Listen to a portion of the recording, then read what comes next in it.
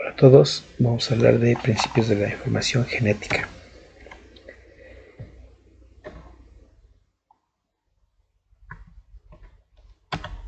Muy bien, primero tendremos que mencionar que el ADN, el ácido desoxirribonucleico o DNA, tiene una forma de almacenamiento.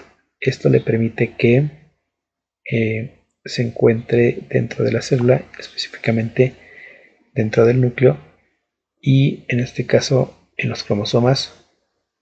En forma de cromosomas es cuando se prepara el ADN, ¿verdad? Para poder, en este caso, entrar la célula en una fase de mitosis, o también se puede encontrar en forma de cromatina. El superenrollamiento del ADN va a facilitar algunos procesos biológicos, y esto va a ser gracias a que el ADN se encuentre de una forma compacta. En estos casos, la replicación y la transcripción del ADN se producen gracias a que se encuentra con esta característica que es un superenrollamiento.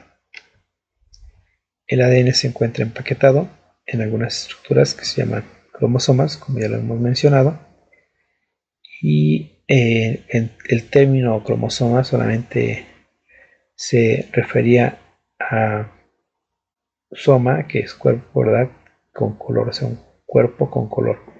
Estructuras densas que tenían un tono oscuro, así se observaban en las células, ¿verdad?, ya sea en la etapa de meiosis o mitosis, es decir, cuando se duplicaban las células, ya sean somáticas o células, en este caso gametos, células sexuales, pues cuando se entraban en el estado de meiosis o mitosis es cuando tenían este aspecto.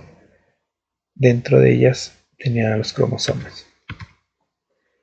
Pero actualmente, ¿verdad?, las moléculas de ADN también son llamadas cromosomas, en este caso en las células procariotas. La estructura física y la organización de los cromosomas procariotas y eucariotas son diferentes. Recordar que el ser humano tiene 23 pares de cromosomas y aproximadamente 3.000 millones de pares de base. Esto es lo que significa BP, pares de base, y vamos a ver un poquito más adelante que las moléculas de ADN están formadas por bases nitrogenadas. Entonces, cada par de estas bases nitrogenadas es lo que se toma en cuenta para identificar cuántos millones de estos pares de bases conforman a los cromosomas o a una molécula de ADN.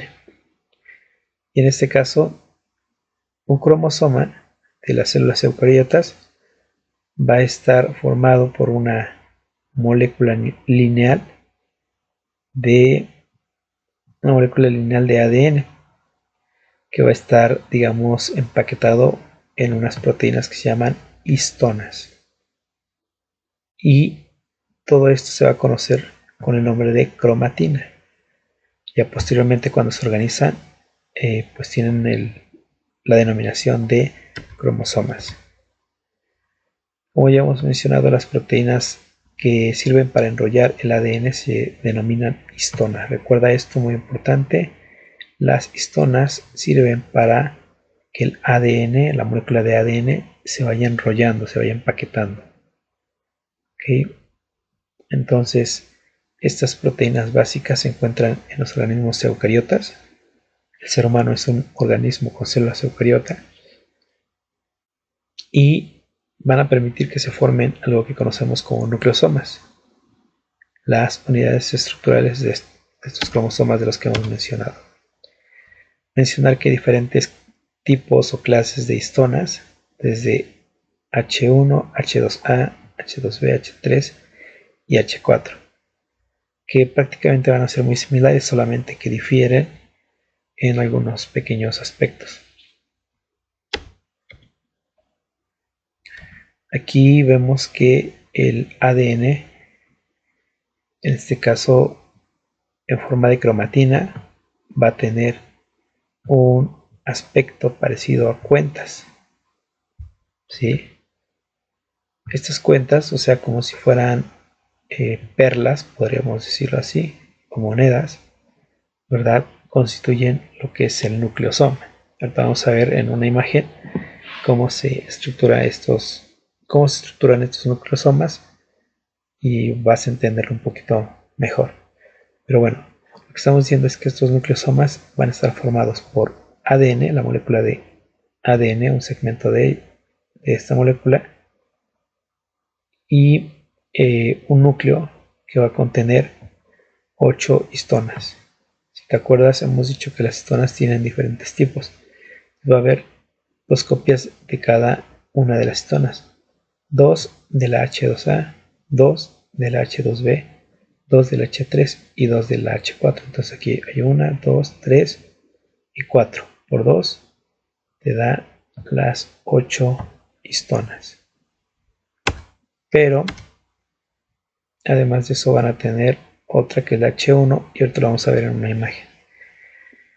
Los nucleosomas van a enrollarse en una estructura que se va a denominar fibra de 30 nanómetros. Luego la fibra de 30 nanómetros se enrolla para formar algo que se denomina filamentos. Entonces tenemos las histonas, después de las histonas tenemos los nucleosomas, luego tenemos las fibras de 30 nanómetros y estas cuando se enrollan forman los filamentos de hasta 200 nanómetros. Y posteriormente estos filamentos tienen lazos super enrollados y estos se van a unir para formar algo que se denomina andamiaje nuclear. Todo esto es de una sola molécula de ADN. Y bueno, en la interfase del ciclo celular, la cromatina se encuentra en dos formas. En forma de heterocromatina, ¿verdad? Está muy condensada, es inactiva prácticamente en procesos de transcripción y la otra forma en la que se encuentra la cromatina es en forma de eucromatina, ¿sale? La eucromatina es menos condensada y desde el punto de vista de transcripción tiene actividad transcripcional. O sea, esta eucromatina es la forma que es menos condensada y que también puede entrar en procesos de transcripción. ¿Sale? Aquí lo que te dice, la eucromatina se puede experimentar transcripción, es la que se encuentra menos condensada. Entonces es la diferencia entre eucromatina y heterocromatina. Esta, acuérdate, está muy condensada y es inactiva en la transcripción. La eucromatina, todo lo contrario. Muy bien, vamos a hablar de genomas eucariotas. La información que resguarda nuestras células, la información genética, ¿sí? Es muy compleja en relación a las células procariotas. Si tú recuerdas, por ejemplo, los animales, las plantas, los seres humanos, los insectos, tenemos estas células eucariotas y por tanto el ADN tiene una mayor complejidad que las bacterias, por ejemplo, las cuales estaríamos hablando de cromosomas de tipo procariota. Esas características van a ser, por ejemplo, el tamaño del genoma. Los genomas que tenemos desde los seres humanos hasta otros organismos multicelulares o pluricelulares, decíamos animales, insectos, plantas, ¿sí? Van a ser mucho más grandes los genomas. Sin embargo, cuando hablamos del tamaño del genoma, el tamaño no es directamente proporcional a la complejidad del organismo, ¿sale? ¿A qué se refiere esto? Que si bien pues los organismos que hemos mencionado, eucariotas, tienen un genoma mucho más grande. Puedes comparar a veces el genoma de un ser humano con el genoma, por ejemplo, de, no sé, una planta, y a veces el de la planta puede ser mucho mayor que el del ser humano, o sea, más grande. Entonces, no necesariamente tiene que ver con la complejidad del organismo, ¿sale? Eso es muy importante. Punto número 2, la capacidad codificadora del ADN. En este caso, el ADN contiene mucha información, ¿sí? Pero las secuencias de ADN de las células eucariotas en algunos casos parece ser que no tuvieran funciones de codificación. ¿Por qué? Porque se ha encontrado o se ha calculado que solamente el 1.5, eso es mucho, o quizá el porcentaje mayor del ADN que codifica proteínas es el 1.5% del total. O sea, del 100% de ADN que tiene una célula, solamente se ocupa este porcentaje tan bajo para codificar todas las proteínas. Lo demás, pues realmente tiene otras funciones, pero no necesariamente de codificación. Por poner un ejemplo, yo a veces les digo que el ADN, en su capacidad codificadora, con este porcentaje tan bajo, es como si tú dijeras, para estudiar bioquímica, por ejemplo, de un libro, solamente ocupas para un examen el 1.5 de todo el libro.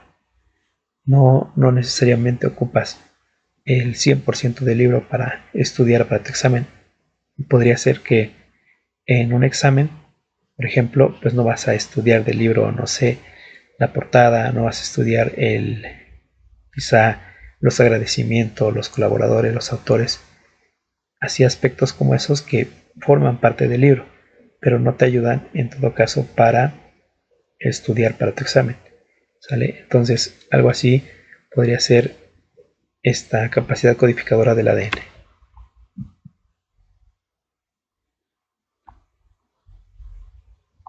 La continuidad codificadora. Eh, la mayor parte de los genes del ADN de las células eucariotas es discontinua. Entonces va a tener secciones que se llaman exones y secuencias o secciones que se llaman intrones. O sea, de toda la cadena de ADN de la molécula que hemos mencionado, hay algunas partes que son los intrones y otras que se denominan exones. ¿Sale? Entonces, las no codificantes o no codificadoras son los intrones. Acuérdate de esto porque puede ser pregunta de examen. Las secuencias no codificadoras son los intrones y las secuencias codificadoras son los exones, ¿vale? Intrones y exones van intercaladas, van una y otra, ¿vale? O sea, van un intrón y exón y así. Entonces, esto permite que la información sea discontinua. Volviendo aquí al punto anterior, es como si volviéramos a mencionar del libro, o sea, no todas las respuestas de un examen se van a encontrar en la misma página del libro.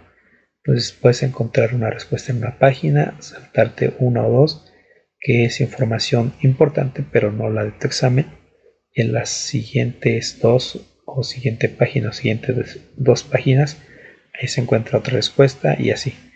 Entonces las respuestas que se encuentran en este libro serían en este caso los exones y los intrones, las secuencias no codificadoras, o sea, las que no te sirven para el examen, serían los intrones. No quiere decir que sea información inservible, solamente quiere decir que no es la que requieres para tu examen.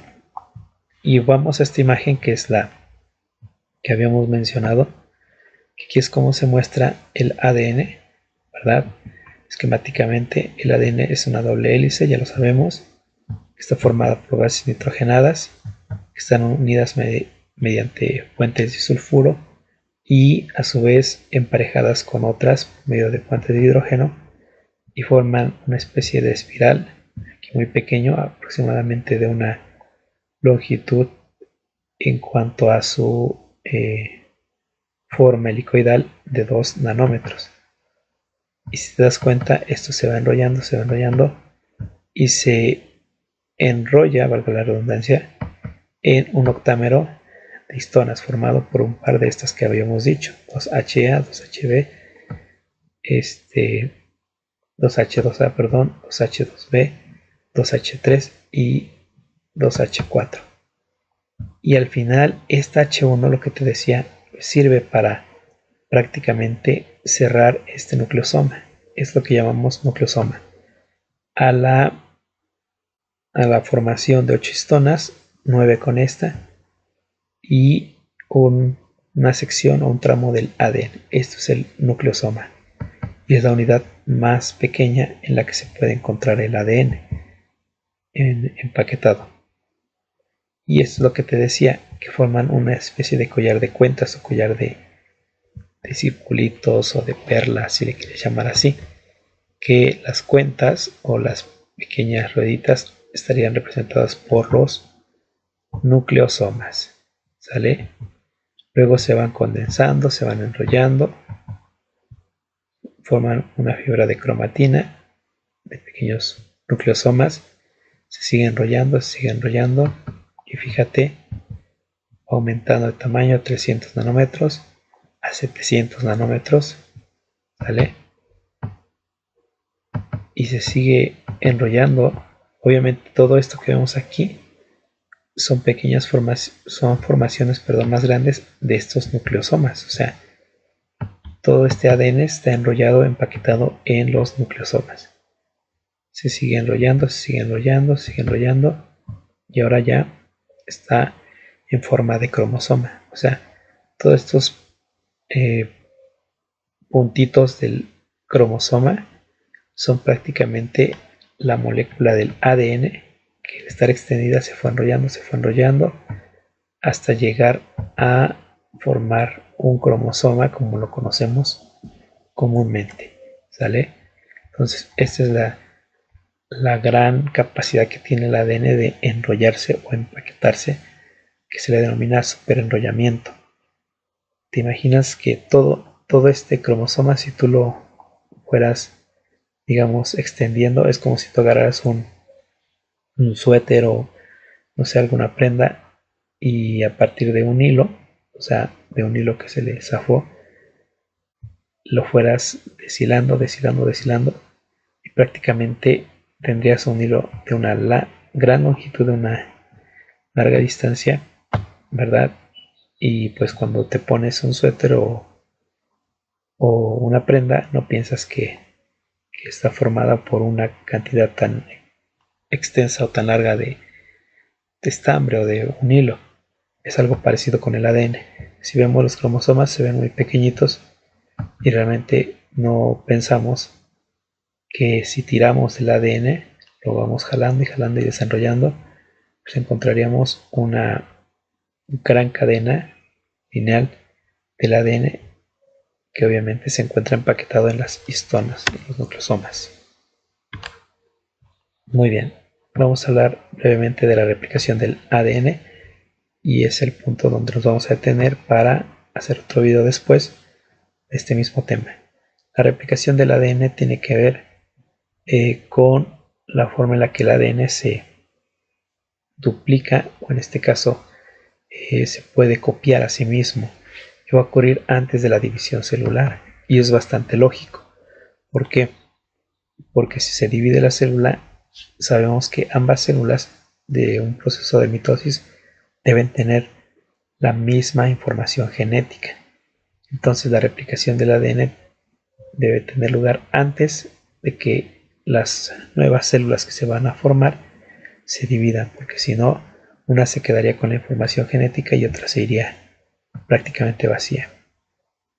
Entonces decíamos que se producen copias del ADN, ¿verdad? Y en este caso va a ser en todos los seres vivos, en los organismos eucariotas. Se separan las dos cadenas, una se utiliza como molde, ¿sí?, para una cadena complementaria.